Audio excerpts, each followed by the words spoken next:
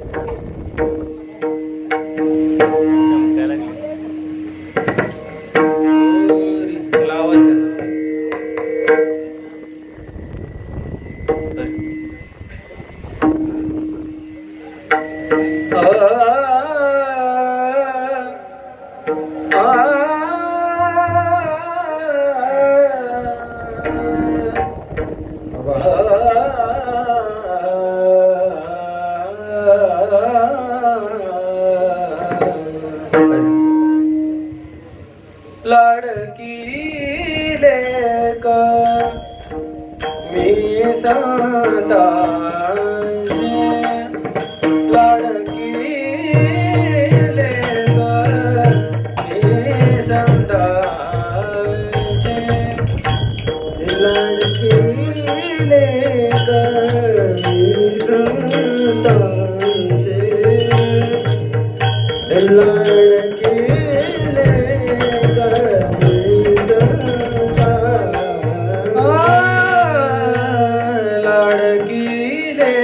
Bye.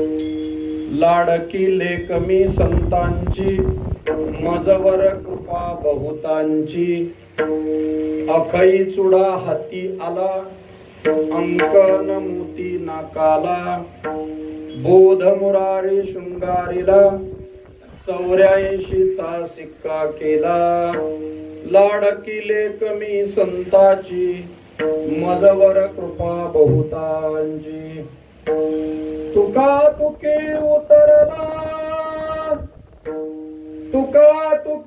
उतरला सहनतेचा कौल दिला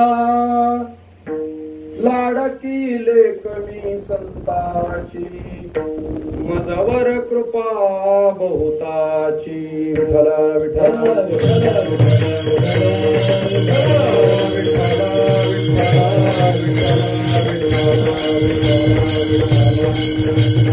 कुंडली कवळ हरी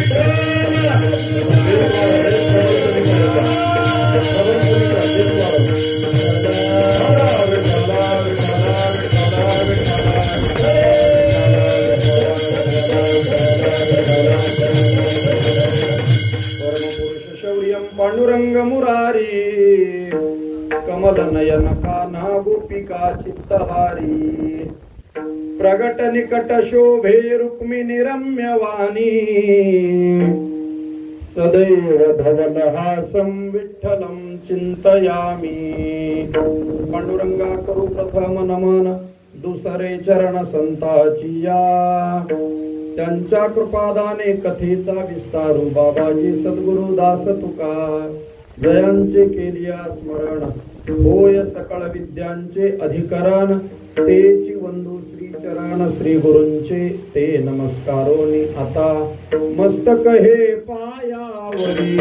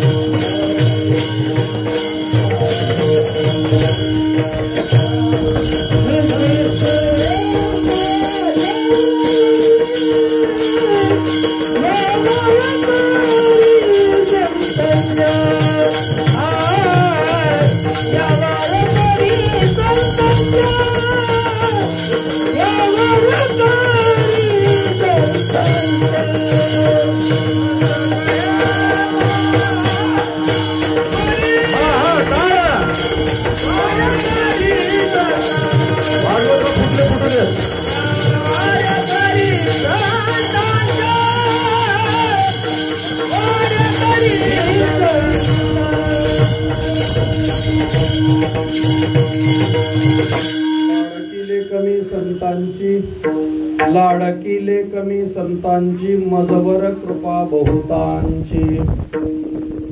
श्रीमंत संत श्रेष्ठ श्री जगद्गुरु तुकाराम महाराज यांचा 4 चरणाचा पारमार्थिक साधना करत असताना त्या साधनेमध्ये अनेकांची आपल्यावर कृपा झाली आणि मग त्यातली कृपा होत असताना का कृपा झाली त्याचं उत्तर जगद्गुरु तुकोबाराय यांनी एका रूपक अलंकारातून दिलंय. विठ्ठला विठ्ठला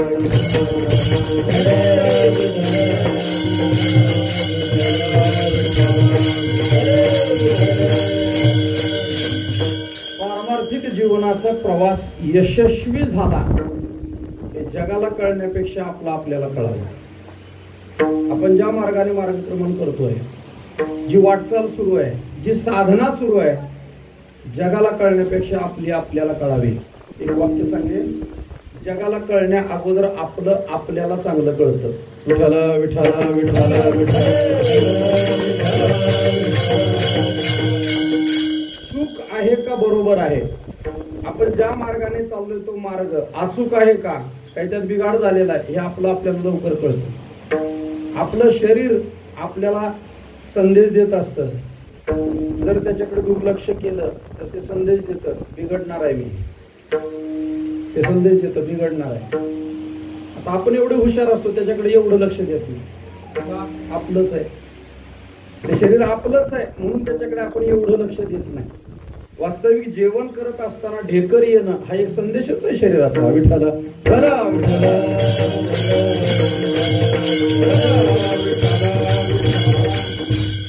जेवण करत असताना ढेकर आली की असं समजून जायचं की त्याने निरोप दिलाय, माझं भागलंय. ते शरीर सांगतंय आपल्याला माझं भागलंय. आता अन्न जरी दुसऱ्याचं असलं तरी पोट त्याने निरोप दिलाय म्हटल्यावर मग आपण आपली जीवा आवरली पाहिजे, आता आवरला पाहिजे. पण तसं नाही ना, मेनू महत्वाचा आणि मग त्याच्याकडे बघून रचनेला विशेषत्वानं महत्व देऊन मग त्याचे परिणाम पुढे भोगावे लागतात. असं सांगायचं आहे, आपल्याला लवकर कळतं. बऱ्याच अशा घटना आहेत महाराज.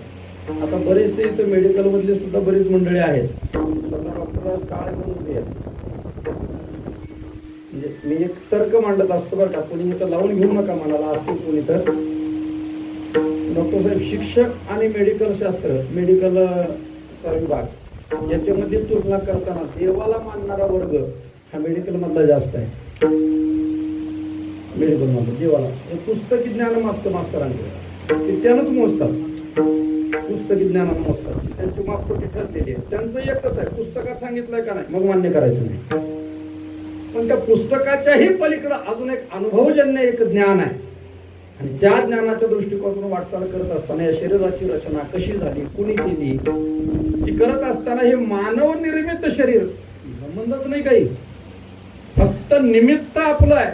याला निर्माण करणारा, व्यवस्था ठेवणारा, याची सगळी व्यवस्था जिथल्या तिथं करणारा ठेवणारा हा कुठेतरी एक विलक्षण अशा प्रकारची एक दिव्य शक्ती आहे की या शरीराची निर्मिती त्याने केलेली आहे. आज माझा मुद्दा तो नाही आणि माझ्याकडे विस्तार करा, त्या मुद्द्यावर जास्त वेळही नाहीये. पण ज्या शरीराचं आपण संगोपन करतो आहोत त्या शरीरामध्ये असणारी जी आतडी आहेत ते 2 प्रकारचे, बरोबर का?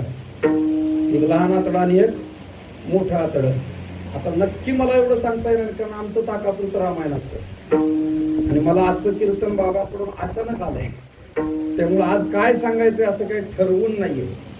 जे असेल ते समोर जे विचार वाटेल, सावता महाराज तुकोबाराची बुद्धी देतील तो विचार मांडून आपल्याला समाधी सोहळा साजरा करायचा आहे. तो मांडत असताना त्या आतड्याचं मीटर मोजमाप, सेंटीमीटर काय असेल तुमचं, फुटामधलं, इंचामधलं, मला वाटतं आपल्यातल्या एक 10-5 जनावर बांधायला जेवढे कासरे लागतात, 10-12 जनावर बांधायला, मी शेळ्या म्हटलं नाही, शेळ्याला एवढे कानी पुरते. मोठे मोठे बैल म्हैस बांधायला जेवढे लागतात तेवढं, जेवढे दोरी लागते, दोर लागतो, जेवढे लांब आतडा आपल्या शरीरात आपण घेऊन फिरतोय. तुम्ही म्हणाल मग एवढ्या शरीरात एवढं कसं काय? तेवढी व्यवस्था आहे, केलेली आहे.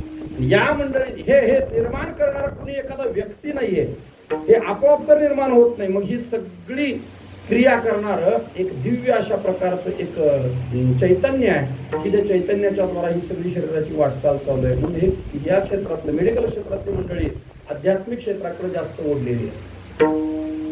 म्हणून आज 2 डॉक्टर कीर्तनाला टाळ घेऊन उभे.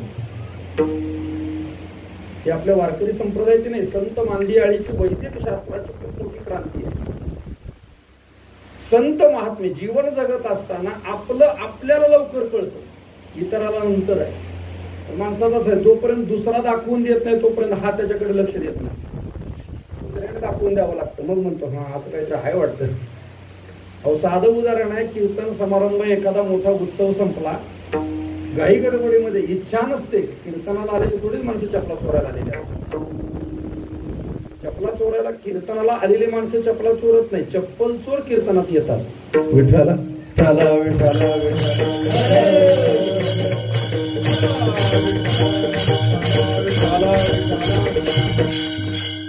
कीर्तनाला वारकरी येतात, भाविक येतात, भाविक मंडळी येतात. ज्याला हेतू पुरस्कार त्याने विचार केला मंडपात हे काही चपला घालून जात नाही, मग बाहेर ठेवलेले त्या घेऊन जाव्यात, म्हणून चप्पल चोर वारकऱ्याचं सोन घेऊन कीर्तनात येतो आणि मग तो घेऊन जातो. तरी पण तो घेऊन जात असताना किंवा एखाद्याकडून सहज अनावधानानं एखादी दुसऱ्याची चप्पल घालण्यात आली, जास्त नाही 5 पावलं सुद्धा पाय चालू देत नाही, 5 पावलं चालायला लागलं की खालून सूचना येते, तुझी नाही. पाय सांगते तुझी नाही. तुझ्या चपलीमध्ये पावली खालून काठी टोचत होते, हे मऊ लागतंय. ते पाय सांगते मला, आपल्याला लगेच जाणीव होते, फक्त आपण त्याकडे तेवढं लक्ष देत नाही. आपल्याला कळतं. साधना करत असताना सुद्धा, परमार्थातली साधना करत असताना सुद्धा आपली साधना योग्य मार्गाने चाललेली आहे, पूर्णत्वाला चाललेली आहे, परिपूर्ण होतीये, हे आपल्याला चांगलं कळतं. विठ्ठला विठ्ठला विठ्ठला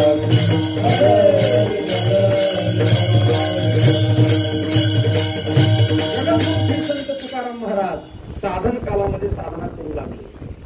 जगद्गुरु तुकोबरायांचं जीवन चरित्र अलौकिक आहे. फक्त आज काय अभंगही सुटणार नाही, स्पर्श करून जाणार आहे.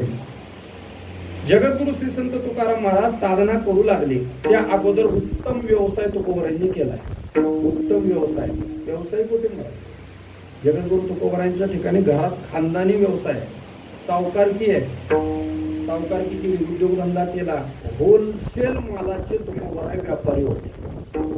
रिटेल तर काय गल्ली गल्ली भेटतं, रिटेल त्याला काय अडचण नाही. शहरी भागामध्ये जर थोडं रस्त्याच्या कडेला घर असलं की घर बांधताना प्लॅनिंग मध्येच म्हणतो काही नाही, उगा आपलं थोडस 5 बाय 7 फुटाचं बसायची जागा व्हावी, असं उगा आपलं बघूड बस करता येईल म्हणून आपलं टाकलंय दुकान, असं म्हणतो उद्घाटन करताना. पण नंतर एवढं गोळा होतं की बाहेरून आलेल्या गिरायकाला म्हणावं लागतं दुकानात कोण आहे का, एवढं सामान तो ठेवतो महाराज. मी तुमच्याकडे बघून बोललो नाही. विठ्ठला विठ्ठला विठ्ठला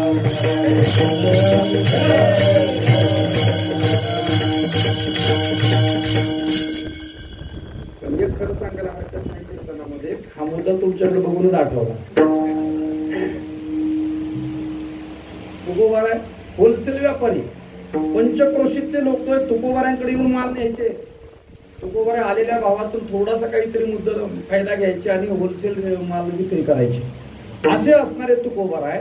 पण जीवनामध्ये काही संकट आली, त्या संकटाचा विस्तार महाराजांनी चरित्रामध्ये केलाय. दुष्काळे आटिले, द्रव्य नेला, मान नेला, स्त्री एक अन्न करिता मेली. हे सगळे तुकोबारांच्यावरती संसारिक आलेले आघात आहेत. मला वाटतं आपण सगळे शेतकरी मंडळी आहोत, आपल्या जीवनावर सुद्धा हे सगळे आघात आलेले आहेत. नशिबाने फक्त शेवटचा आघात अजून कोणावर शक्यतो आला नसेल. स्त्री एक अन्न करिता हा आघात आला नसेल आपल्याकडे. पण दुष्काळानं आपल्या जीवनातलं द्रव्य दुष्काळ पडला की द्रव्य गेलं की द्रव्याच्या सोबत आलेला मान सुद्धा राहत नाही. आज द्रव्य असेल तर मान आहे. कुणाचं सूत्रच असं ठरलेलं आहे, ते सुभाषितकारांनी वर्णनच केलंय. पहा सुभाषितकाराचं वर्णन, ज्याच्याकडं सुवर्ण आहे, सोनं आहे, यस्यास्ति वित्तम स नरकुलीनः स पंडिता स श्रुतिमान गुणज्ञा स एव वक्ता स च दर्शनीया स सर्वे गुणा कांचनमाश्रयन्ते. त्यावेळेला पैसे नव्हते, त्यावेळेचे व्यवहार कदाचित सगळे सोन्यात होत असते. काय पाहिजे? तेल डबा पाहिजे, घे सोनं. त्यावेळेला सोनं भरपूर होतं. म्हणून आपल्या भारत देशाची ओळखच काय? जहाँ जहाँ डाल पर, जहाँ डाल डाल पर सोने की चिड़िया करती है बसेरा, ये भारत देश है मेरा, ओ भारत देश है मेरा. त्या भारत देशामध्ये म्हणतात सोन्याचा धूर निघत. सोनं तेवढं मुबलक प्रमाणात. आधी बऱ्याच ठिकाणी पाहतो ना, जुने वाडे वगैरे खरेदी केले, जुने वाडे. सगळीकडलं काही नाही, पण मी एकदा आटपाडीमध्ये मी एकदा गेलो होतो. आटपाडी टू व्हीलरवर सोडायला मला आलं. आटपाडीमध्ये एखादा मिळाला जुना वाडा तर घ्यायला काय हरकत नाही आपल्याला. पण त्यावेळेला ते एक कोकलेन चालू आहे आणि मालक तिथे बसूनच होता. म्हणलं का इथं का बसलेले? तुम्ही काय नाही, जुना वाडा आहे. कसं का असेल आपल्याला? कारण जुन्या काळामध्ये सोनं तेवढं होतं, ठेवायला बँका नव्हत्या, त्यामुळं ते जमिनीमध्ये ठेवलं, जमिनीमध्ये. आणि एवढं सुवर्ण. मग हे सुवर्ण ज्याच्या जवळ आहे, सुभाषितकार सांगतात, त्याच्याजवळ काय काय येतं नाही, त्याच्याकडे काहीच नसतं, पण त्याला ते सगळे उपाध्या दिल्या जातात. यस्य अस्ति वित्तम स नरक कुलीनहा. कुलीन कोण आहे, कुलवान कोण आहे असं म्हटलं की त्याच्याकडे बोट दाखवल्या जातं. तो कुलीन आहे. वास्तविक त्याची आई एका जातीची, बाप एका जातीचा, आजार तर तपासच नाही, पण तरी सुद्धा त्याला कुलीनता दिली जाते. यस्य अस्ति वित्तम स नरक कुलीनहा स पंडिता. त्यांना म्हणलं, अहो तुमच्यात विद्वान कोण आहे? तोच. त्याला 12 कडी वाचता येत नाही, 12 कडी वाचता येत नाही त्याला सुद्धा. स पंडिता स श्रुतिमान. बुद्धिवान तोच आहे, श्रुतिमान.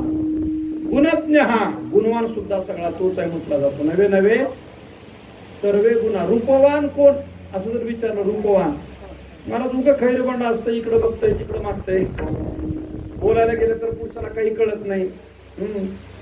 ते नाही का, स्वीट होम एखाद्या हलवायच्या दुकानात गेलं तर त्याला पाहिजे असते जिलेबी, पाहतय लाडूकडं, पाहतय लाडूकडं आणि मागतंय जिलेबी. देणाऱ्यानं काय द्यावं? असा जरी असला तरी सुभाषितकार सांगतात, सगळे गुण त्याच्याकडं. कांचनम आश्रयन्ते. द्रव्य आहे, धनवान आहे, श्रीमंत आहे, म्हणून त्याला कांचनम आश्रयन्ते म्हटलं जातं. सगळे गुण येतात. मग ज्या कांचन धनाच्या आश्रयानं गुण आलेले आहेत, ते धन गेलं गुण सुद्धा जातात. धन गेलं की त्याचा मान जातो. जगद्गुरु तुकोबाराय सांगतात, तसं माझ्या जीवनातलं धन गेलं, दुष्काळ पडला, धन आटलं, परिणामतः जी लोक शेठ म्हणत होते ती लोक बोलवे ना गेली. पै पाहुणे सुद्धा जाताना घरावरून नाही यायचे, बाजूने जायचे. त्यांना वाटायचं जर समजा हिने काही मागितलं तर यावं लागेल, म्हणून लांबून जायचे, लांबून. जगद्गुरु तुकोबाराय सांगतात, असं त्या दुष्काळाची परिस्थिती झाली आणि संपूर्ण प्रपंच विभागला गेला, संपूर्ण प्रपंचाची दान झाली. मग मी काय केलं तर मी परमार्थाला लागलो. तुकोबाराय सांगतात, मी परमार्थाला लागलो. मग मी एकांतामध्ये गेलो, डोंगरावरती गेलो, भजन करू लागलो. ते भजन करता करता माझी चित्त वृत्तीमध्ये बदल झाला. साधन अवस्थेतलं जगद्गुरु तुकोबारायांचं जीवन अलौकिक आहे. ज्याला वाटतं ना मला परमार्थ सुरू करायचा आहे, जीवनामध्ये काही बदल करायचा आहे, मला माझ्या मुक्कामापर्यंत पोहोचायचं आहे, तुकोबारायांचं हे साधन कालातलं जीवन त्याने अभ्यासलं पाहिजे. अत्यंत गोड आहे. साधकाची दशा कशी असावी, जगद्गुरु तुकोबाराय गाथामध्ये सांगतायत. साधकाची दशा उदास असावी, उपाधी नसावी, अंतर्बाह्य निर्वाहापुरते अन्न आच्छादन, आश्रमाशी स्थान कुटी. साधकाची अवस्था, या अवस्थेतून जगद्गुरु तुकोबाराय साधना करू लागले. जी अपेक्षा होती भगवंताची कृपा व्हावी, देवाचं दर्शन व्हावं. जगद्गुरु तुकोबाराय सांगतात, बाळवेश घेऊन श्रीहरी भेट. पहिल्यांदा जगद्गुरु तुकोबारायांना भगवान पंढरीनाथाचं दर्शन हे बालवेशात झालेलं आहे. बालवेशात कुठं झालं? श्री क्षेत्र भामचंद्र. इतिहास खूप मोठा आणि गोड इतिहास. जगद्गुरु तुकोबाराय साधना करतायत, साधनेचं फळ तुकोबारायांना मिळालं. परमात्म्याचं दर्शन झालं, पण परमात्म्याचं दर्शन जसं व्हायला पाहिजे, जितकं व्हायला पाहिजे तितकं नाही झालं. परमात्म्याचं दर्शन झालं, चित्तामध्ये भगवंताचे स्वरूप प्रकट झालं, आनंद वाटला, ज्याच्यासाठी घरदार सोडलाय ते मिळालं, पण पुन्हा ते स्वरूप तृप्त झालं, मग मात्र बेचैन वाटलं. पुन्हा पुन्हा त्या भगवंताच्या स्वरूपाचा आनंद घेता यावा म्हणून तुकोबाराय पुन्हा कठोर साधना करू लागले, नाम साधना केली. आणि जी अपेक्षा आहे ती सगळी अपेक्षा पूर्ण झाली. ती पूर्ण झाल्यानंतर जगद्गुरु तुकोबाराय सांगतात, माझी जी अपेक्षा होती कोणती, भगवंताने मला स्वीकारलं पाहिजे, भगवंताने माझा स्वीकार केला पाहिजे, ही जगद्गुरु तुकोबारायांची आशा जगद्गुरु तुकोबाराय सांगतात पूर्ण झाली शेवटच्या चरणात. तुका तुकी उतरला, तुका तुकी उतरला, तुका तुकी उतरला, तुका तुकी उतरला,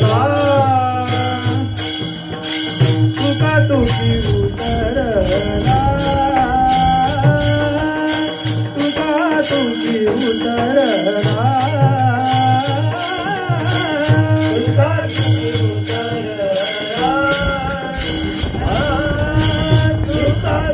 उतरला, तारा केचा कोण दिला, तारा केचा कोण दिला, लडकीले कवी गंगाजी, लडकीले कवी गंगाजी, जहाज केचा कोण दिला, जहाज केचा कोण दिला, लडकीले कवी गंगाजी, लडकीले कवी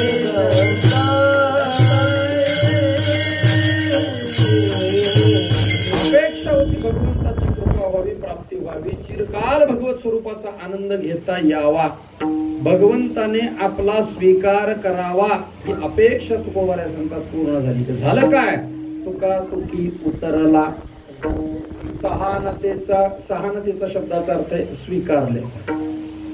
माझा स्वीकार भगवंताने केला, त्याचं जे स्वरूप आहे त्या स्वरूपाला मी सुद्धा तुकलो, म्हणजे आमच्या लोकांचं मोजमाप केलं.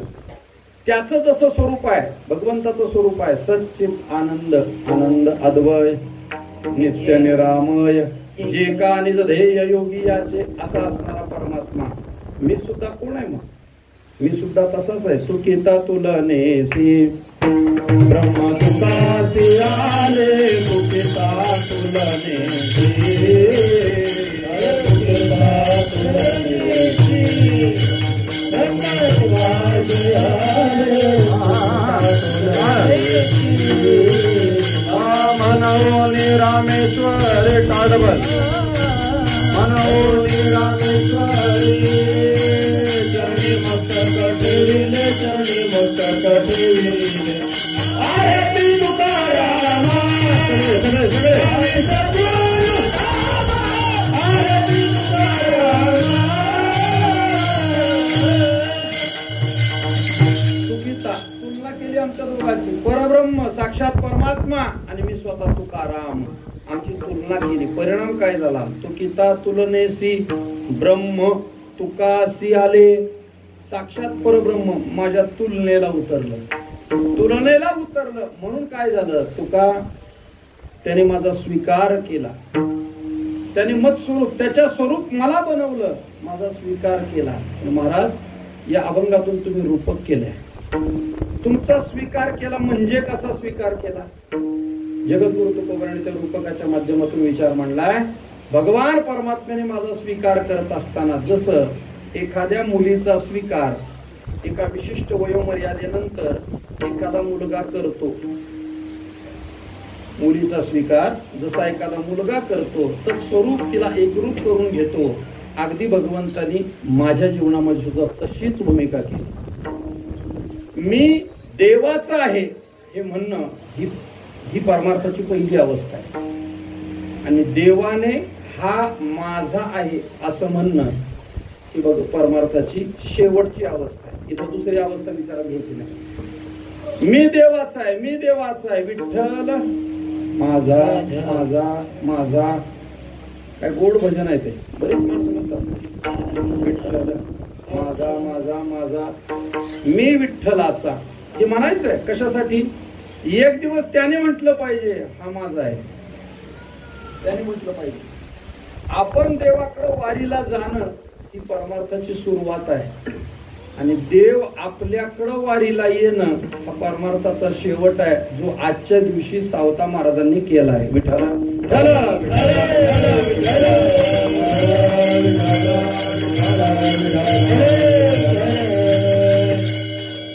आज जर एखादा वारकरी सश्रद्ध वारकरी पंढरपूरला गेला, त्याला विचार का कुठं? काही नाही, बरेच दिवस झालं पंढरपूरचं दर्शन नाही, पंढरपूरला चाललोय. आपण गर्दी आहे खूप असली तरी काय झालं, दर्शन घेणारच. त्याची श्रद्धा आहे, मान्य आहे, पण त्याचा हा विचार मात्र थोडासा विचार करण्यासारखा आहे. का विचार करण्यासारखा आहे? कारण आजच्या दिवशी पंढरीश परमात्मा पंढरपुरात नाहीत. आषाढ वद्य त्रयोदशी या दिवशी शब्द दिलाय देवाने, सावता महाराजांना शब्द दिलाय, सावतोबा साक्षात तुझ्या समाधी करता म्हणून मी स्वतः पंढरपूरवरून आरणला येईल. त्यामुळं दिवसभर पांडुरंग आरणमध्ये, पंढरपूरला गेला तर भगवंताच्या स्वरूपाचं मूर्तीचं दर्शन होईल आपल्याला, पण ते चैतन्य मात्र आपल्या भक्ताच्या समाधी करता श्री क्षेत्र आरणमध्ये आहे.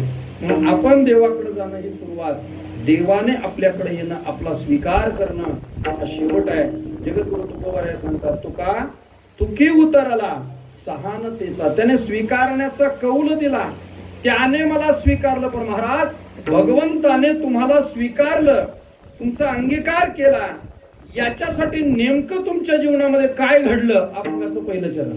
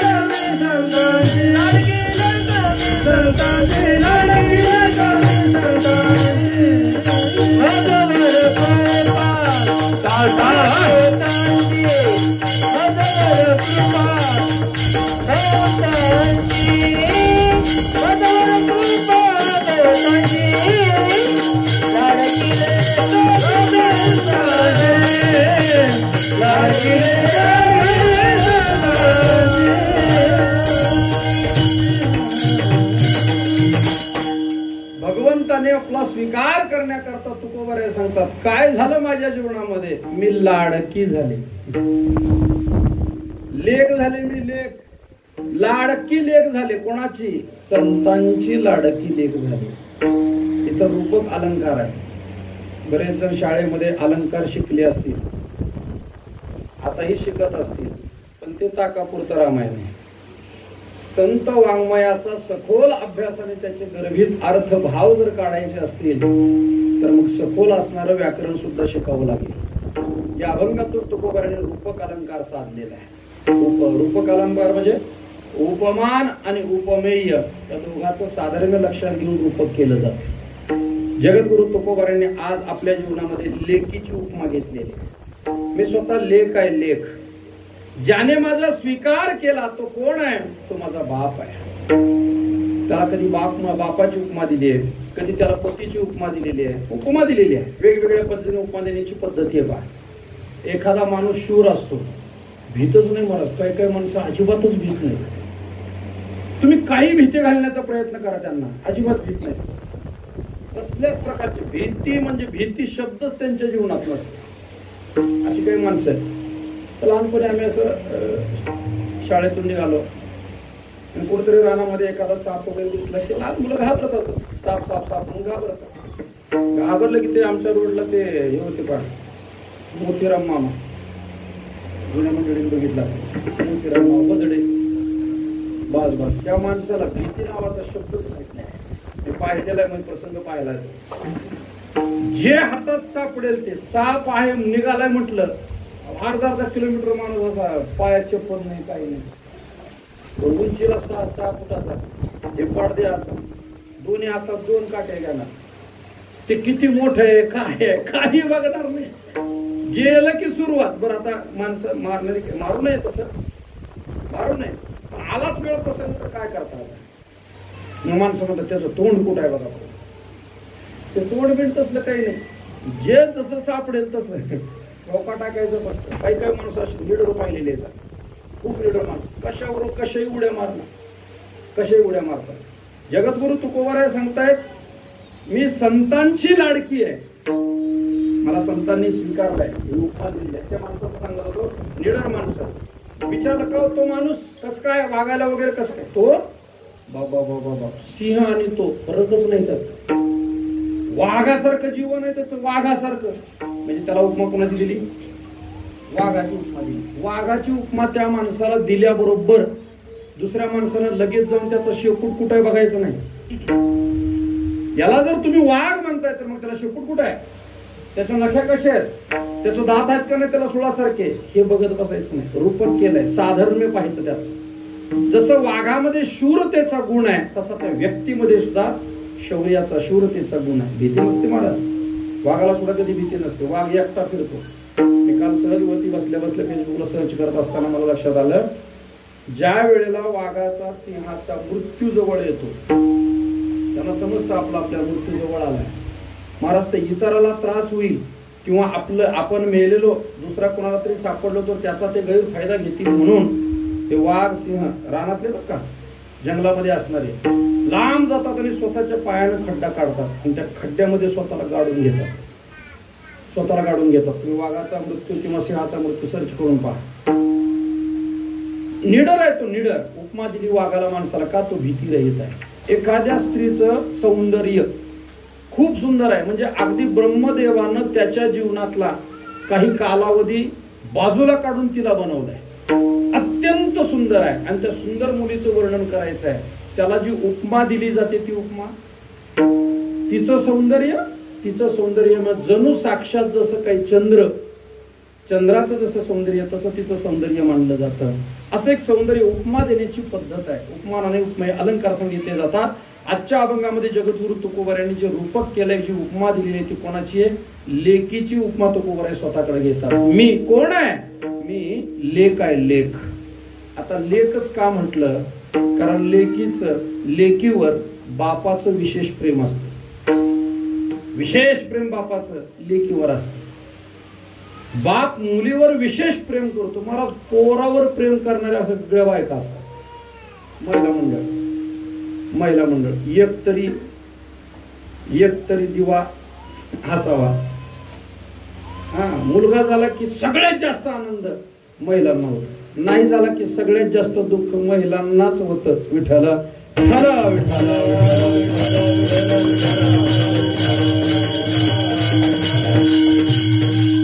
निसर्गातून आलेले ते गुण आहेत. कशासाठी आले काय आले मला याचं आता चिंतन करायचं नाही.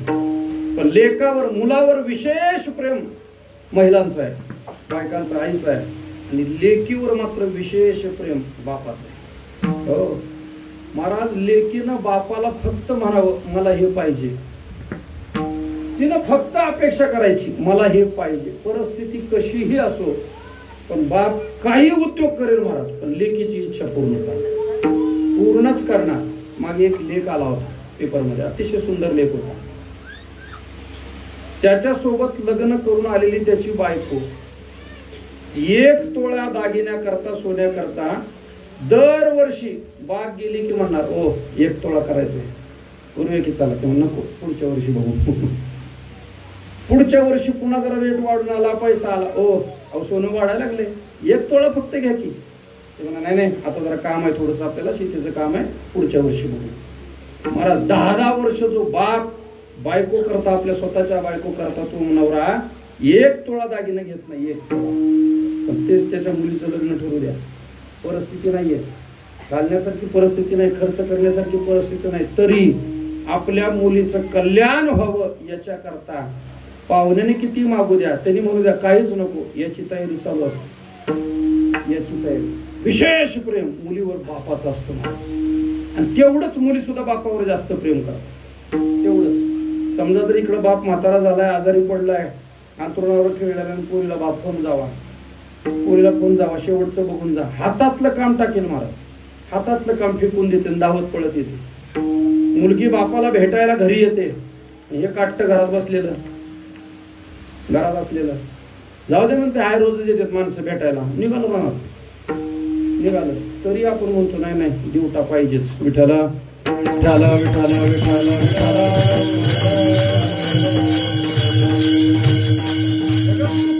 अभंगातून जी उपमा घेतली त्यांना काही मुलाची घेता आली नसते का?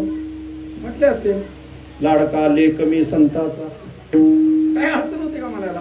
सहज काय करतो, तुकोबऱ्यांची लेखणी आहे, मुखातून बाहेर पडलं असतं. पण नाही, लेकीची उपमा, कारण विशेष प्रेम आहे. विशेष बापाचं विशेष प्रेम आहे. आणि जगद्गुरु तुकोबारे विचार मांडत असताना, भगवंताशी विचार मांडत असताना सुद्धा हीच भूमिका मांडतायत. भगवान आमचा कोण आहे, किंवा संतांना उपमा देत असताना सुद्धा आज या लेखीचं वर्णन करतात तुकोबारांनी.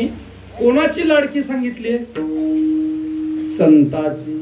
लाडकी लेक मी संताची. म्हणजे संत हे माझे मायबाप आहेत, बाप आहेत संत माझे. ज्ञानोबारांचं वर्णन करत असताना नाथ महाराजांनी हेच शब्द वापरले. साधकाचा माय बाप हरे ताप. माय बाप हरे ताप. सर्वाहुरी कुमारुर ज्ञानोबा. सर्वाहुरी कुमारुर.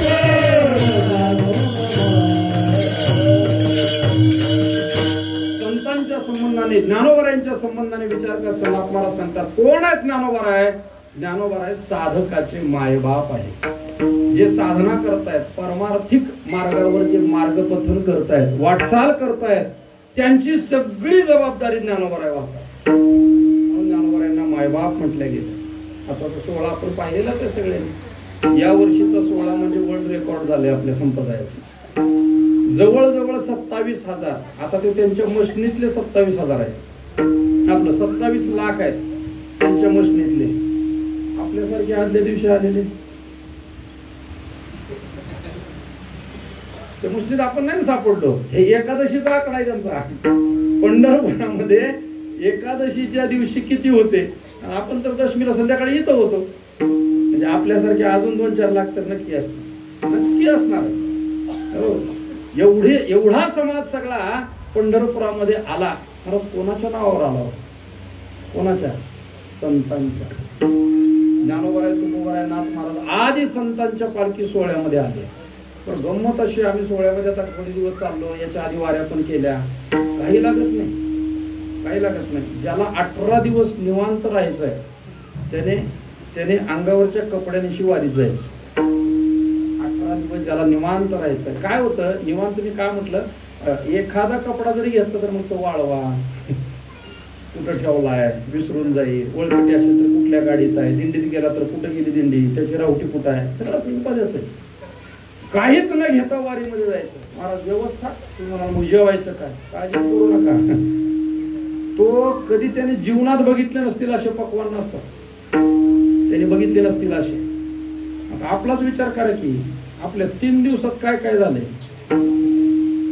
आपलंच गणित आहे. आपल्या 3 दिवसात जर 8 रानात एवढी व्यवस्था होतीये तर राजमार्गाने काय होत असेल? विठाला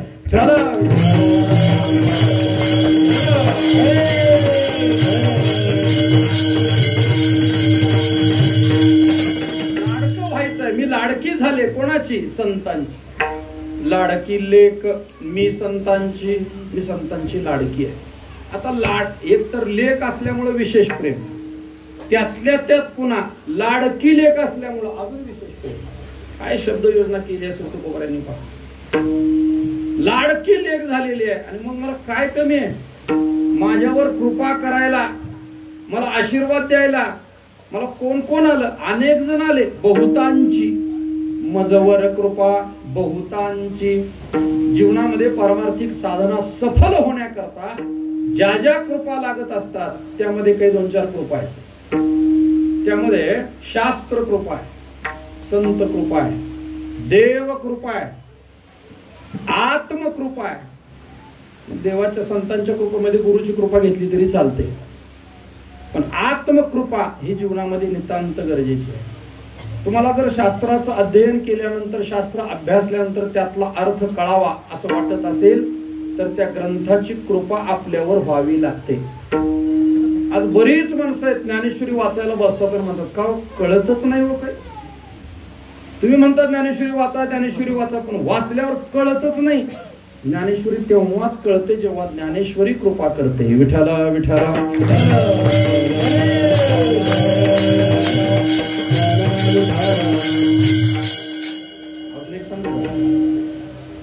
ज्ञानेश्वरी कळण्याकरता ज्ञानेश्वरी वाचायचीच नसते.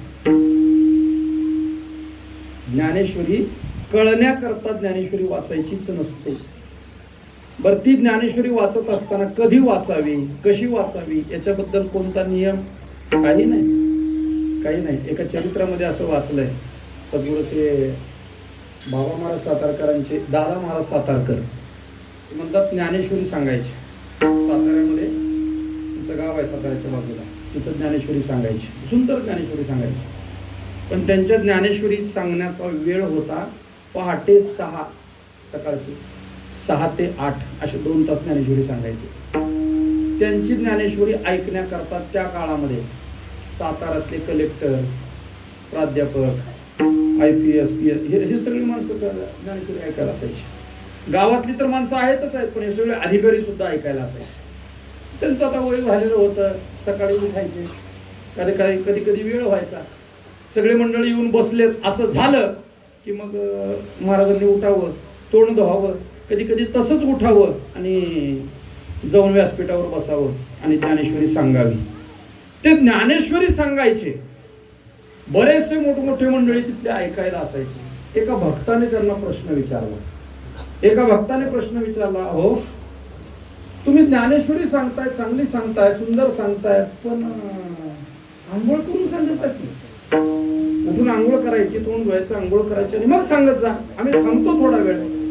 त्यावेळेला दादा महाराजांनी दिलेलं उत्तर खूप सुंदर आहे. ते म्हटले, भूक लागल्यानंतर दूध प्यायचंय बाळाला, त्याला आईच्या स्तनाला लागण्याकरता आंघोळ करण्याची गरज नसते.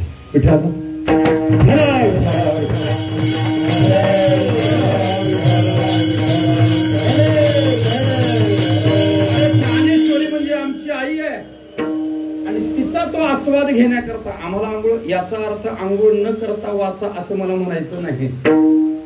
बऱ्याच वेळेला अपवाद नियम होतात. विठ्ठला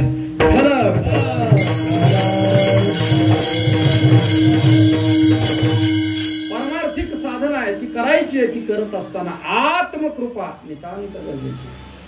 ग्रंथकृपा सुद्धा असावी लागते, त्याशिवाय कृपा होत नाही. आता हे मृदंग वाजवणारे विद्यार्थी, या मृदंग म्हणजे काय? मेलेल्या जनावराच्या चमड्यातनं आवाज काढायचा आहे, जिवंत नाही.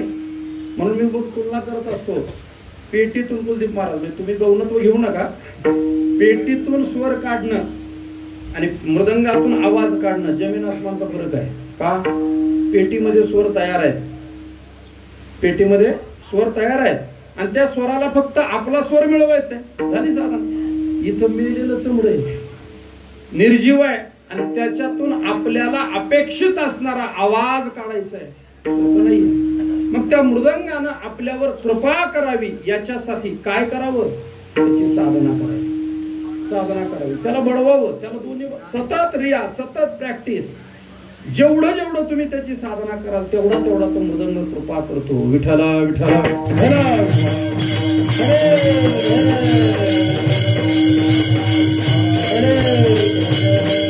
शास्त्र कृपा आहे, संत कृपा आहे, देव कृपा आहे. तुमच्या आमच्यावरती देवाची कृपा आहे, म्हणून तर आपण आज जिवंत आहोत. कारण आज मरणाची, या जगामध्ये मरणाची सगळी साधनं तयार आहेत. मृत्यू येण्याकरता लागणारी सगळी साधनं तयार आहेत. फक्त तिकडून एक बटन दाबलं आणि बलवडी सांगोर कळ मला त्याचा केंद्रबिंदू असावा. काही अवघड नाही. सध्या मरणाची सगळी साधनं तयार असताना सुद्धा आज आपण जिवंत आहोत.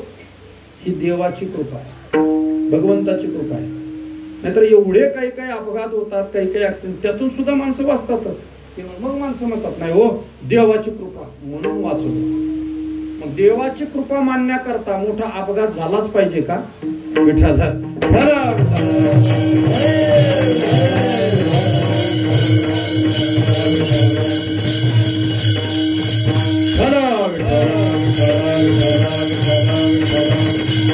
कुंडली कमर हरी विठ्ठल श्री ज्ञानदेव.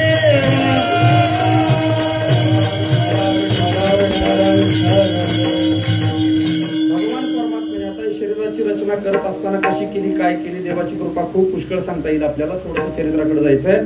देवाची कृपा, संतांची कृपा, ज्ञानोबारांची तुकोबारांची कृपा आपल्यावर किती कृपा आहे. अगणित संतांची कृपा आहे, अगणित. ज्ञानेश्वरी सारखा ग्रंथ तुम्हा आम्हाला द्यावा, संतांची कृपा नाही तर काय. तुकोबारांनी गाथा आपल्याला मिळवण्याकरता 13 दिवस उपोषण केलं, ही संतांची कृपाच आहे की. 13 दिवस तुकोबारा इंद्रायणीच्या तीरावर उभे बसले आणि उपोषण केलं. अन्न पाण्याचा त्याग कशासाठी? काय पाहिजे होतं त्यांना, मागण्या मान्य करायच्या होत्या. 7वा आयोग जाऊन 8व्यात जायचं होतं. काय करायचं होतं? काटिंबटी काय आरक्षण वगैरे पाहिजे होतं त्यासाठी? काही नाही, काही नाही. वह्या बुडवलेले त्या वह्या, अरे त्या वह्या जगाला तारणाऱ्या आहेत. तारणाऱ्याच जर बुडल्या तर मग जग तरेल कसं? ही भूमिका समोर ठेवली आणि तुमच्या आमच्या उद्धाराकरता तुकोबारायांनी उपोषण केलं. पहिलं उपोषण आहे जगातील तुकोबारायांचं, 13 दिवसाचं उपोषण आहे. आता त्या 13 आकड्याबद्दल अनेक म्हणजे तुमचं वैद्यकीय शास्त्र सुद्धा तिथं फिरत आहे. आता तो माझा विषय नाही. व्हेंटिलेटर 13 दिवसाचंच होतं. काय ते क्वारंटाईन 13 दिवसाचं. कोणताही व्हायरस शरीरामध्ये येऊ द्या, तो 13 दिवसापर्यंत पेक्षा पुढे जात नाही, राहत नाही. तुम्ही जर व्यवस्थित उपचार घेतले 13 दिवसापर्यंत त्याची थोडी कणकण राहते. 13 दिवसानंतर आपोआप शरीर रिकव्हरी व्हायला लागतं, दुरुस्त व्हायला लागतं. खूप खूप अध्यात्म आणि विज्ञानाची सांगड घालायला गेलं नाही, स्वतंत्र कीर्तन होईल याच्याबद्दल. अतिशय सुंदर विचार आहे. 13 दिवस जगद्गुरु तुकोबाराने उपोषण केलं आणि 13 दिवसानंतर मग मात्र श्री हरी भेटला. परमात्मा स्वतः इंद्रायणी माता परमात्मा बाहेर आले आणि त्या वह्या जशा तसं तुकोबारांना दिल्या. आज तोच गाथा म्हणून आपल्या समोर आहे. तुकोबारांनी केलेली आपल्यासाठी उपकार आहे. स्वतः तुकोबारांनी ग्रंथ, ज्ञानेश्वरी सारखा अलौकिक ग्रंथ ज्ञानोबारांनी निर्माण करावा. कोणासाठी? तर जाऊ द्या, ज्ञानेश्वरीच्या 9000 ओव्या, त्यातलं पसायदान तरी विचारात घ्यावा. आपण लिहिलेलं पसायदान, त्या पसायदानातली पहिली ओवी, आता बोला की बोला, आता विश्वात्मके देवे येणे वाग्यज्ञ तोषावे, तोषोनी मज द्यावे. काय शब्द वापरला ज्ञानोबारांनी? मी जो हा वाङ्मयीन यज्ञ लिहिलेला आहे, केलेला आहे, या माझ्या वाङ्मयीन यज्ञानं तुम्ही संतुष्ट असाल, तोषोनी, तुम्ही जर प्रसन्न असाल तर तुम्ही काय करा? तोषोनी मज द्यावे, मला द्या. काय द्या? पसाय दान. हे दान मला तुम्ही द्या. जर या वाङ्मयानं तुम्ही प्रसन्न असाल तर मला द्या, असा शब्द प्रयोग वापरलाय. पण पुढच्या जर 8 ओव्या आपण वाचल्या तर ज्ञानोबारांनी स्वतः करता काहीच मागितलं नाही. स्वतःच नाव समोर घेतलं. तोषोनी मज द्यावे म्हणतात, पण जगद्गुरु ज्ञानोबाराय मात्र सगळं सगळं जगा करता, तुमच्या माझ्या करता मागतात. पहिलं मागणं ज्ञानेश्वरीतलं पसायदानातलं आहे. जे खळाची व्यंकटी सांडो. खळ खळ विनाकारण दुसऱ्याला त्रास देणारा. विठ्ठला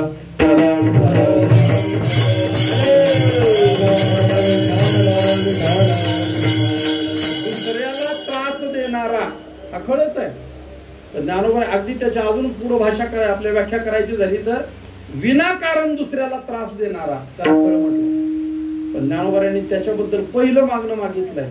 कारण खळ त्रास देत नाही, त्याची असणारी वाईट विचाराची बुद्धी त्याला त्रास देते, त्रास द्यायला लावते. मग त्या खळाची व्यंकटी सांडो, त्याची बुद्धी नष्ट हो, ज्ञानोबारायचं मागणं आहे. जर ज्ञानोबाराय राजू महाराज म्हटले असते खळ नष्ट हो, जगात माणूसच राहिला नसता.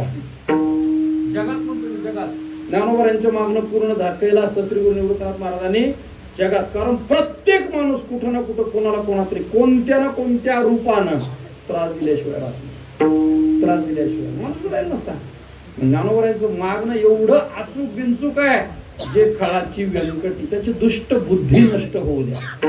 जो दुष्टपणा आहे त्याच्या बुद्धीमध्ये तो विचार नष्ट होऊ द्या. बरं एखाद्याचा विचार नष्ट झाला, रिकामं डोकं, आपल्याकडे म्हणे ना, रिकामं डोकं सैतानाचं घर. ते काही विचार करेल, मग त्याची प्रवृत्ती कुठं झाली पाहिजे, तया सत्कर्मी रती. तो सत्कर्मामध्ये प्रवृत्त झाला पाहिजे. नाही तर काही काही काम नसणारी माणसं खूप रिकामी कामं करतात. विठ्ठल विठ्ठल विठ्ठल.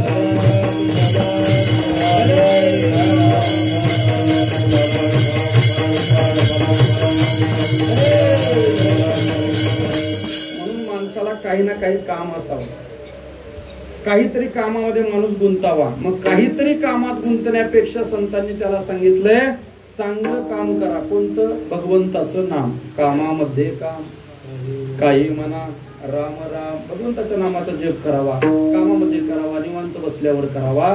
मुद्दा असा आहे, संतांची आपल्यावरती कृपा आहे. केले उपकार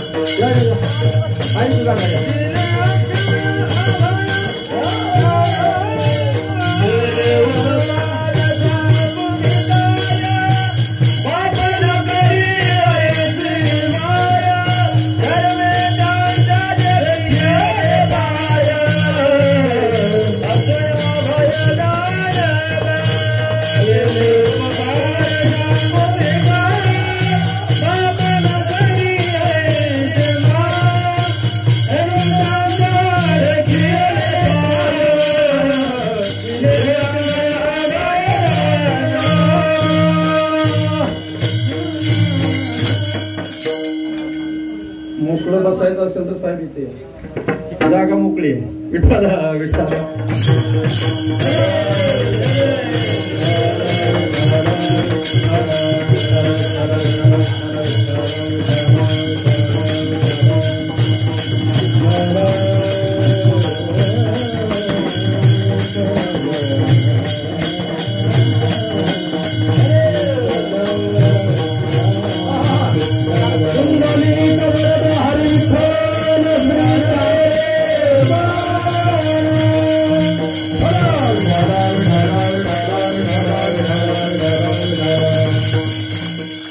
उपकार सांगू मी काय, बाप न करी ऐसी माय. पुढं धर्म त्याचे देखिले पाय, दिले अक्षय अभय दानगा. संतांनी आपल्यावर उपकार केलेले आहेत. अभयदान दिलाय. संतांचे आपल्यावर उपकार आहेत, देवाचे आपल्यावर उपकार आहेत, शास्त्राचे आपल्यावर उपकार आहेत, हो आपल्या माय बापाचे आपल्यावर त्याही पेक्षा अजून उपकार आहेत. हो म्हणून माय बापाची ही परंपराच आपण सांभाळतो. ती सांभाळत असताना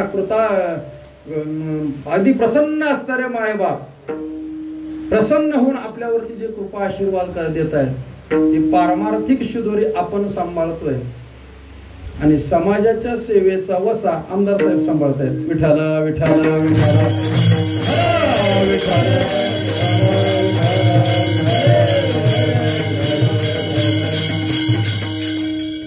कोणत्या ना कोणत्या रूपानं आपले पूर्वज आपल्यावरती प्रसन्न असतात, कृपा करतात.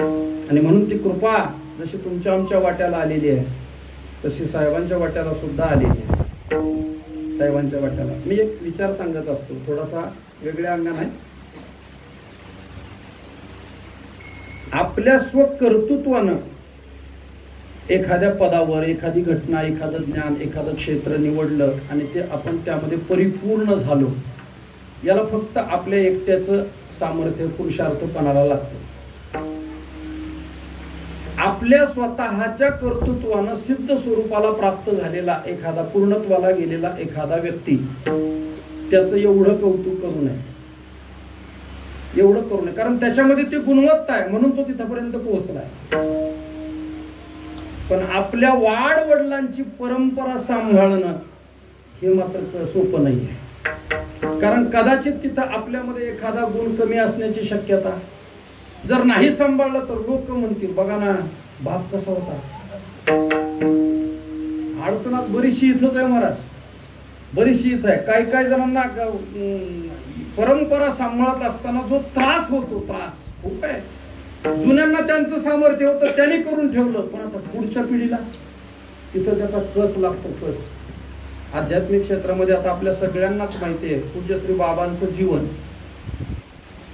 त्या काळामध्ये सुख सुविधा काय असतील, लोक प्रसन्न असतील, काय असतील परिस्थितीमध्ये भीमदास महाराजांनी, पूज्य भीमदास महाराजांनी ते करून ठेवलं. पण आताच्या या संघर्षाच्या परिस्थितीमध्ये ते बाबांना सांभाळणं कठीण आहे, खूप कठीण आहे. अध्यात्मातलं असंच आहे. आणि मग समाज क्षेत्रातलं, राजकीय क्षेत्रातलं तरी काय वेगळं आहे. त्यावेळेला सामर्थ्य होतं, निष्ठावान होते, निष्ठावान नव्हते, निष्ठावान होते, त्यामुळे ते सहज शक्य झालं त्यावेळेला. पण ते आजच्या काळामध्ये ती कोण ठेवणं, तारेवरची कसरत. आमदार साहेबांचं अगदी तसंच आहे. आजही काही भागामध्ये गेल्यानंतर, काही म्हणजे जवळजवळ महाराष्ट्रातला खालचा एक विदर्भाचा, नागपूरच्या पलीकडला चंद्रपूर, गडचिरोली तेवढा भाग सोडला तर बऱ्याच भागामध्ये फिरलो. आता आपल्या काय नावाच्या समोरच सांगोलकर आहे, म्हणजे आडनाव कसं सांगोलकरच आहे. पण बऱ्याच जण उच्चारताना सांगोलकर म्हटलं की त्यांना वाटतं सांगोल्याचे का, हो सांगोल्याचे, पुढचं काही सांगत बसायचं नाही बाहेर जास्त. सांगोल्या तर सांगोल्याचे म्हणायचं लगेच, सांगोलकर म्हटलं की पुढची गंमत त्यांच्यात लगेच पुढचं वाक्य असतं. मग तेच का ते तुमचे आमदार 11 वेळेला झालेले, हा विशेष आहे हो. इथं एकदा झालं की दुसरं व्हायला किती पडझड होते, आणि 11 वेळेला झालेले कसं काय झालं असेल बरं. मला माझ्या समोर आलेले काही मुद्दे सांगायला हरकत नाही. आता त्यांनी म्हणावं एकच समाज आहे का हो सगळा तुमच्याकडे. आणि माझ्याकडे आलेली वाक्य त्यांचे प्रश्न, एकच समाज आहे. एवढं 11 वेळेला कसं काय, माणूसच कसं आहे, माणूसच कसं आहे. विधान परिषदेत निवड झाली तरी भ्रष्टाचार उघड होतात. विधानसभेत म्हणत नाही, परिषदेमध्ये निवड झाली तरी भ्रष्टाचार उघड होतात. इथं 11 वेळा होऊन एकदाही कलंक नाही. विठाला विठाला विठाला.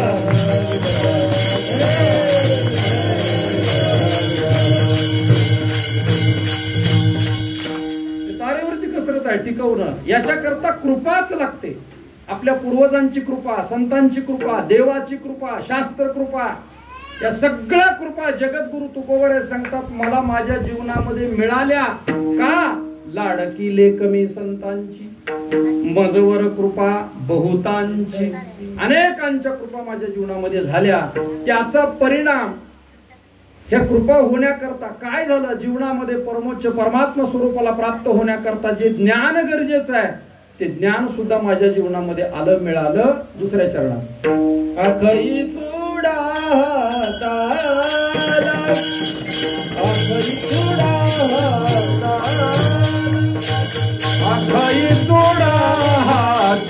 आला अखई चुडा हाती आला अंकन मोती काला अंकन मोती काला अखई चुडा हाती लाडीले कमी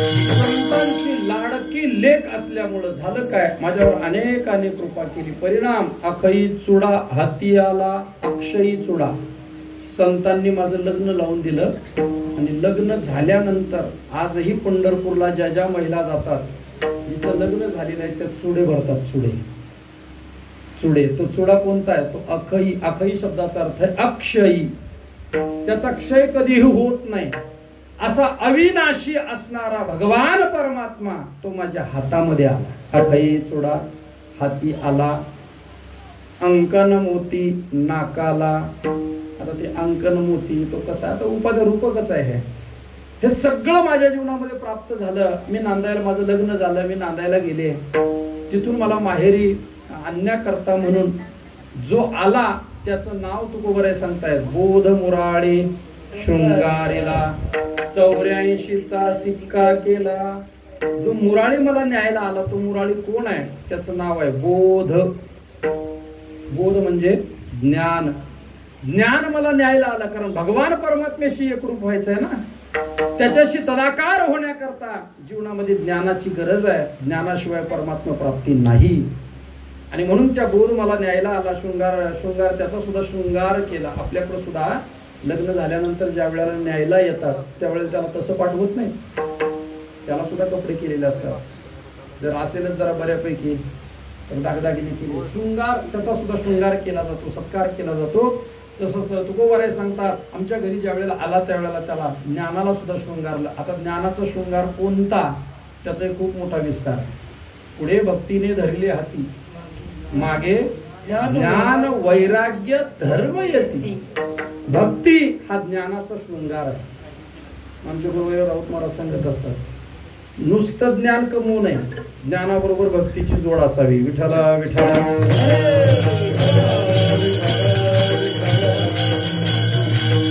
तुकोबरायांनी देवाकडे मागणं मागितलंय भक्ती प्रेमा विन ज्ञान नको ब्रह्मज्ञान आत्मसिद्धी भाव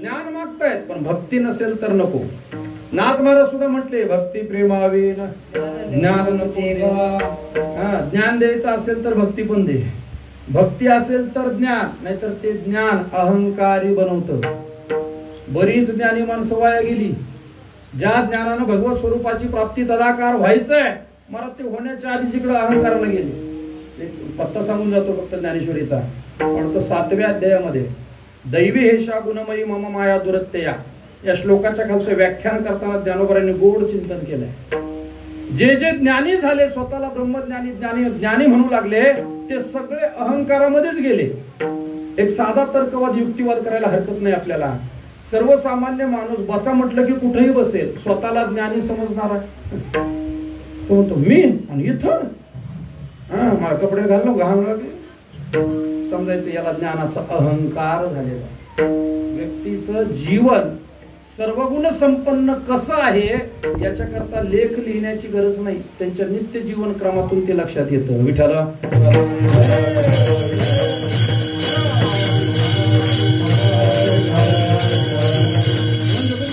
म्हटले तो ज्ञान नावाचा मुराळे आला त्याचा सुद्धा शृंगार आम्ही केला त्याला सुद्धा शृंगारलं आणि याचा परिणाम ज्ञानाचा शृंगार केला ज्ञान खुश प्रसन्न झालं परिणामतः जी माझी इच्छा होती त्याने मला वरलं तुका तुम्ही उतरला सहानतेचा कौल दिला पण याच्यासाठी संतांचं लाडकं व्हावं लागतं संतांचं लाडकं होण्याकरता काय करावं संतांनी जो विचार आपल्याला संत वाङ्मयात सांगितलाय त्याचं आचरण आपण करावं संतांनी यच्चयावत जीवाला मानव जीवाला एकच उपदेश केलाय बाबांनो लागून या पाया विनवितो तुम्हाला कर टाळे बोला मुखी नाम विठ्ठल विठ्ठल मना वेळोवेळा हा सुख सोहळा स्वर्गीय नाही.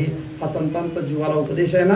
आपण सुद्धा तोच विचार करून कीर्तनामध्ये मधलं भजन घेतो. विठोबा रखुमाई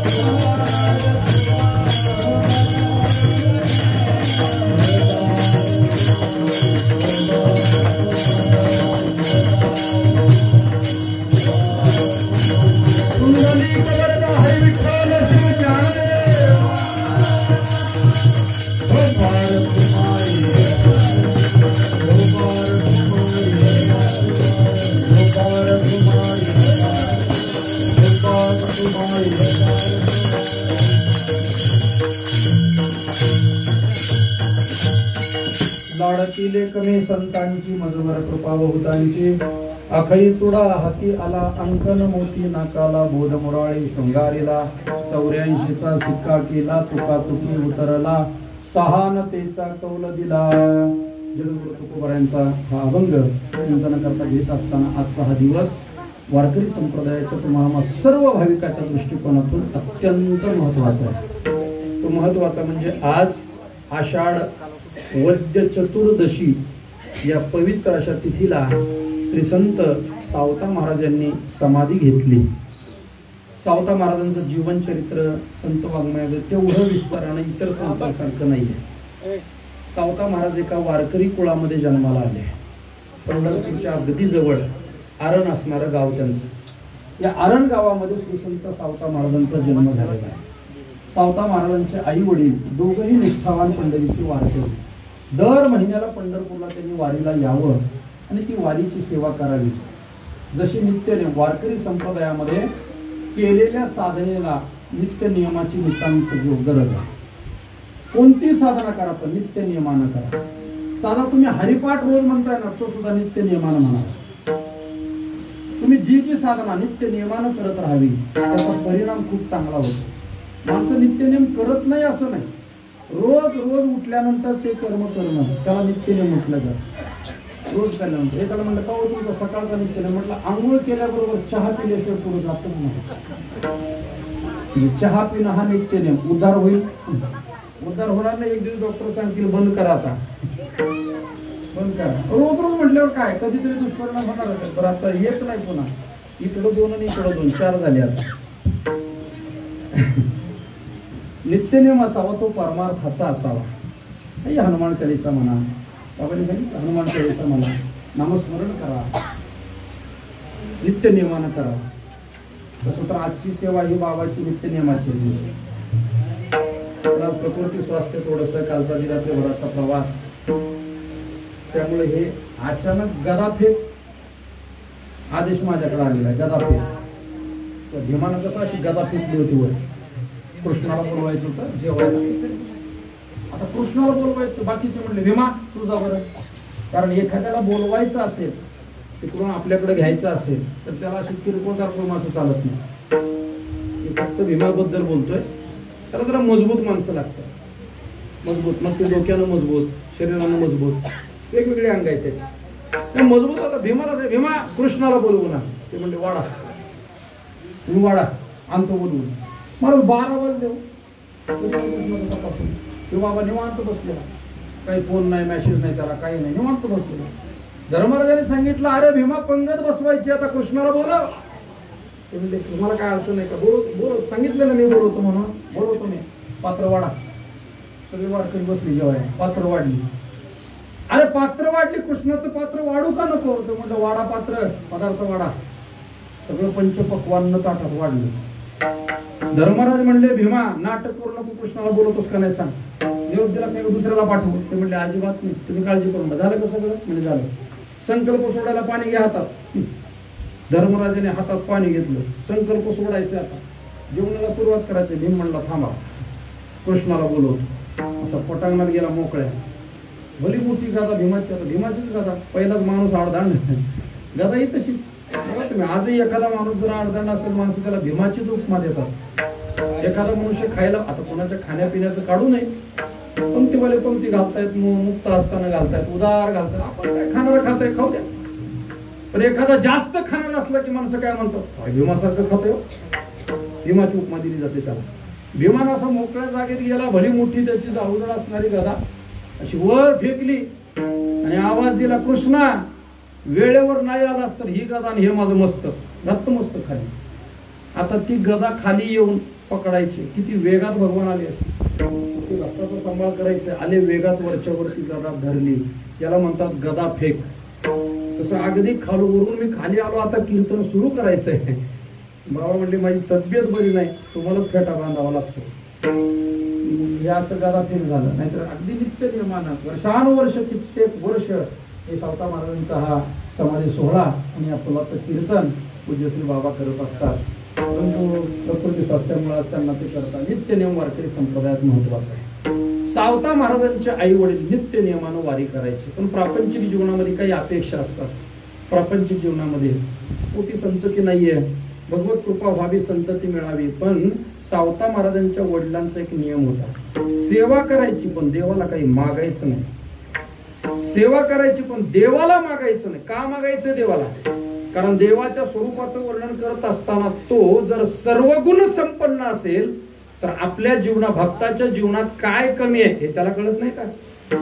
चतुरातू शिरोमणी आहे, गुण लावण्याची खाणी आहे, मग त्याला कळत, त्याला मागावं कशा? मागायचं नाही देवाला, मागायचं नाही. पण आता स्त्री स्वभाव आहे, भगवंताचं भक्तीचं ओझं झाल्यामुळे भगवंताने सांगितलं मागा काहीतरी, काय अपेक्षा असेल तर मागा. सावता महाराजांच्या आईने अपेक्षा व्यक्त केली. ऐका, अपेक्षा व्यक्त केली, तुझी ही पंढरीची वारी अखंड चालू राहावी, असा एक महान भगवत भक्त माझ्या कुळामध्ये जन्माला यावा. एक तर देवाकडे मागू नये, आणि मागणं मागितलं तर असं मागावं जेणेकरून आपली अध्यात्माची जी परंपरा आहे ती खंडित होऊ नये. खंडित नाहीतर काही जणांनी नवसानं मागून घेतले, पुन्हा तेच पश्चाताप करू लागले. काही जणांनी नवसानं मागून घेतले आणि तेच पुन्हा रडायला लागले. का? मागून यांनी घेतलं आणि यालाच घरातून बाहेर काढले, यालाच घरातून बाहेर काढले. काय अवघड आहे. म्हणून तर तुकोबारांचं प्रमाण आलं, आमचे कुळी नव्हते आईसे. आपण इकडं लावायचं, तिकडं नाही लावायचं. जे पिसे निवडले हे पुढे सोडून द्यायचं. आमचे कुळी नव्हते आईसे. सगळं कुळ घर, सगळं परंपरा, परमार्थाची पंढरीची वारी, घरामध्ये माळ करी, कुणाची वाईट बोलणं नाही, काही नाही. आणि हे मात्र उठल्या बरोबर यायला लागतं, यायला लागतं. तुको सावता महाराजांच्या आईने मागणं मागितलंय, ही परंपरा टिकावी, असा सत्पुत्र व्हावा. मग सावता महाराजांचा जन्म. सावता महाराज सामान्य नाही. आपल्या जीवनामध्ये इष्ट असलेलं जे कर्म, वाट्याला आलेलं जे कर्म आहे ते कर्म भगवंताची, ईश्वराची सेवा म्हणून करणं ही सुद्धा ईश्वराची सेवाच आहे, नाम भक्तीच आहे. जे वाटेल आपल्या कर्म आलंय ते करावं महाराज, ते करावं, तो आपला अधिकार आहे. गीतेमधले अनेक श्लोक त्या संबंधाने आलेले आहेत. स्वयं कर्मण्य भिरत संसिद्धिम लभते परहा. जे वाट्याला कर्म आलंय ते प्रामाणिकपणे करावं महाराज. सजन कसाई होते, मांस नावाचा मांस व्यवसाय करायचे, भगवान परमात्मा त्यांच्या कामाला आले हो. त्यांचं जे काम आहे ते करावं, प्रामाणिकपणे करावं. भगवान परमात्म्याची तीच भक्ती होत असते. मला वाटतं आपण सगळेजण सद्गुरू श्री वैकुंठवासी उज्जैनगिरी महाराजांच्या आज्ञेनुसार सावता महाराजांची पुण्यतिथी साजरी करतोय. आता काय दुर्दैव समाजामध्ये आमदार साहेब असं झालंय सध्या, मी बोलण्यापेक्षा तुम्ही त्याच प्रवाहातून आलाय. जातीपातीचं राजकारण जास्त वाढलंय, तळागाळामध्ये मोठ्यापासून लहानापर्यंत वाढलंय. वारकरी संप्रदायाच्या संतांनी एवढी मोठी क्रांती केली त्या काळामध्ये की ज्ञानोबरायांसारख्या महात्म्याने सुद्धा चंद्रभागेच्या वाळवंटामध्ये 18 पगड जाती एका ठिकाणी बसवल्या. 18 पगड जाती एका ठिकाणी बसवल्या. ज्ञानोबराय संतांच्या कार्यानंतर तोच वसा जगद्गुरु श्री संत तुकोबरायांनी सांभाळला आणि तोच वसा तुकोबरायांचे अनुग्रहित असणारे छत्रपती शिवाजी महाराजांनी सांभाळला. विठ्ठल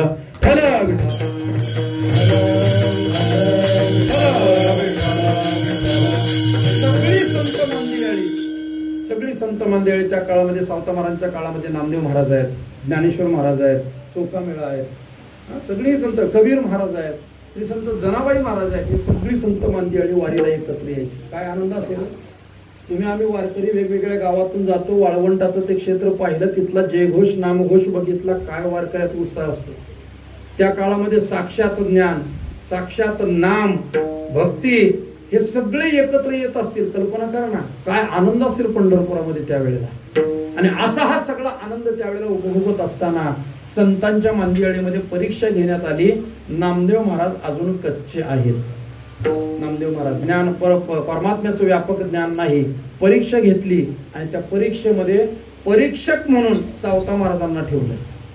सावता महाराज, मग भगवंतांनी त्यावेळेला ते मलिंगाचं रूप घेतलं, एखाद्या गिसाड्याचं रूप घेतलं.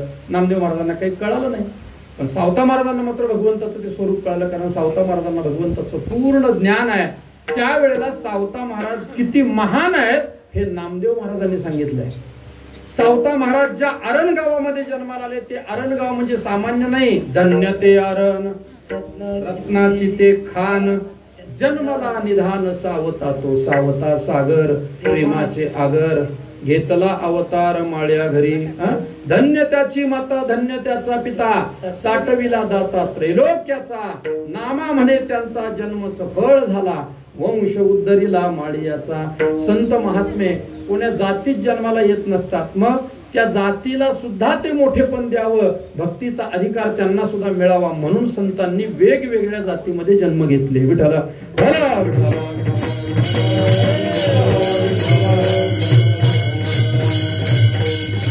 असे असणारे सावता महाराज भक्ती करू लागले.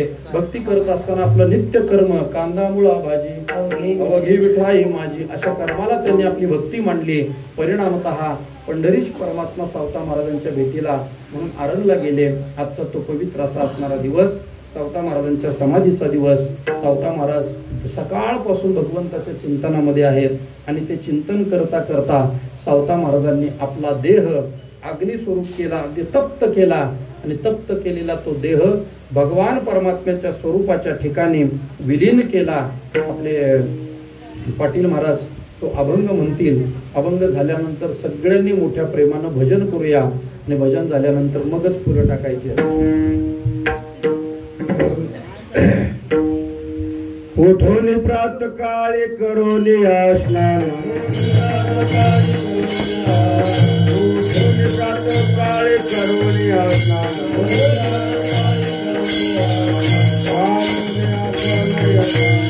स्नान,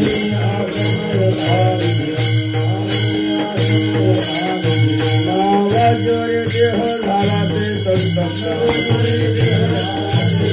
नावाजोरे देह झाला ते संत,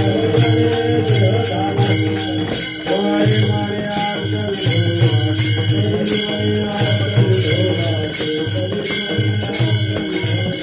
प्राणायाम करोने प्राणायाम करोने कुंभ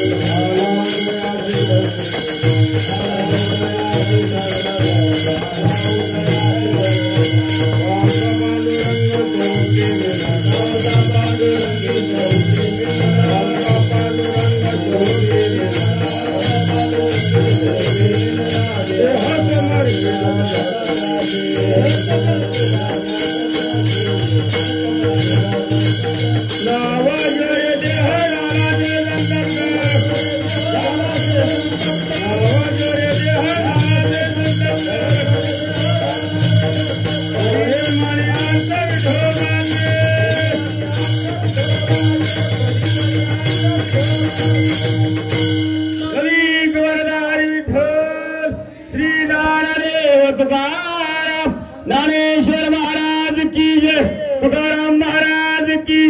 संत सावता महाराज की जय। बजरंग बली गुरुदेव दत्त वासुदेव हरी हर हर महादेव। संत सावता महाराज की, संत सावता महाराज की, संत सावता महाराज की।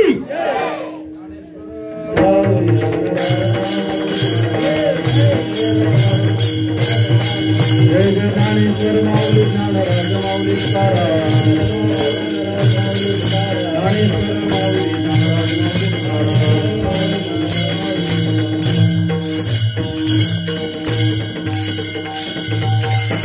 अवघ्या 5 मिनिटांमध्ये कीर्तन सेवा संपेल. आपण कोणी उठू नका, आरती जागेवर घेऊया. आरती झाल्यानंतर आज आपल्या सगळ्यांचं काहीतरी पुण्य म्हणायचं की आपल्या परंपरेतून ज्यांची सेवा अखंड झालेली आहे असे आपल्या सांगोला तालुक्याचे विद्यमान आमदार डॉक्टर बाबासाहेब देशमुख तेही उपस्थित आहेत. आजची आरती मला वाटतं त्यांच्याच हस्ते होईल. आरती झाल्यानंतर लगेच पुढच्या कार्यक्रमाला सुरुवात होणार आहे. फक्त कुणीही जागा सोडू नका. विठ्ठल जय जय विठ्ठल. कुंडली कवरदा हरी विठ्ठल.